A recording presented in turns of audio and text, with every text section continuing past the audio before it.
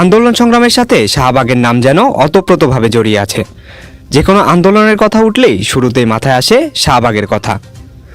কিন্তু 5 আগস্ট পরবর্তী সময়ে সকল দাবি দেওয়া জানান দেওয়ার কেন্দ্রবিন্দুতে পরিণত হয়েছে জাতীয় প্রেস ক্লাবের সামনের ফুটপাত।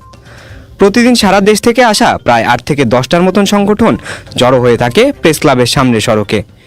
কারো দাবি জাতীয়করণ, কেউ বা চাচ্ছেন বেতন ভাতা, বিভাগ চাই, বয়স বৃদ্ধি, পরীক্ষা পেছাও, এমন দাবির সংখ্যাও কম নয়।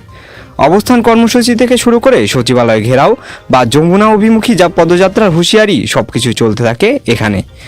নিয়ম করে সামনের রাস্তা দিয়ে মিছিল দিতেও ভোলেন না আন্দোলনকারীরা।